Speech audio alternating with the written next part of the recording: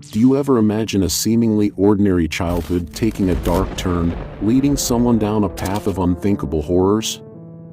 Luis Garavito's story is one that sends shivers down the spine, revealing the twisted journey of a man who went from an unassuming background to becoming one of the most notorious serial killers in history.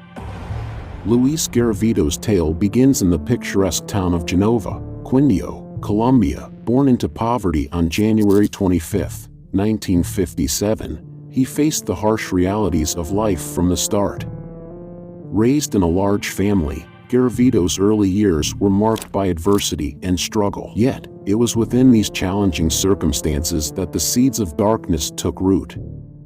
Growing up in an environment rife with poverty and violence, Garavito's innocence was shattered early on. Alleged abuse within his own family added a layer of turmoil to his tumultuous childhood.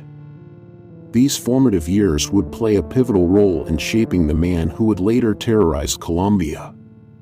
As Garavito navigated the complexities of his youth, his criminal record began to unfold. Petty theft charges marked the initial steps of his descent into a world where innocence held no value. However, it was a dark cloud that loomed over the horizon, foreshadowing the far more sinister acts that awaited in the shadows.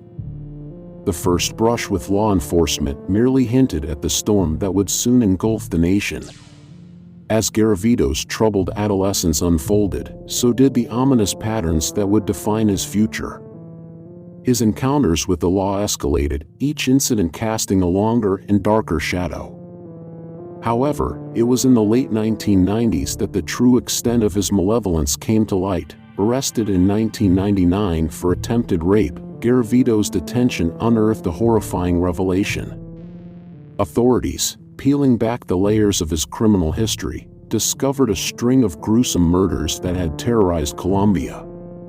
The victims, all young boys aged between 6 and 16, had fallen prey to his calculated brutality. Among his victims was Miguel, a 10-year-old with dreams of becoming a soccer star.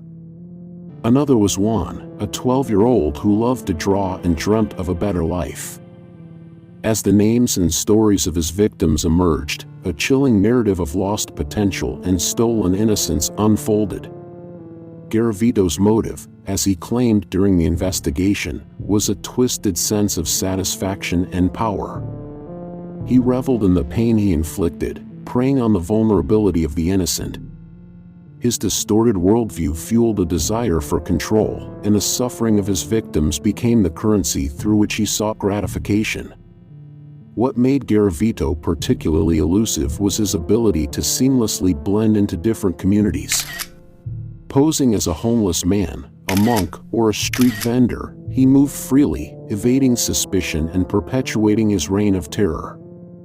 Colombia, with its diverse geography, provided the perfect backdrop for his gruesome activities.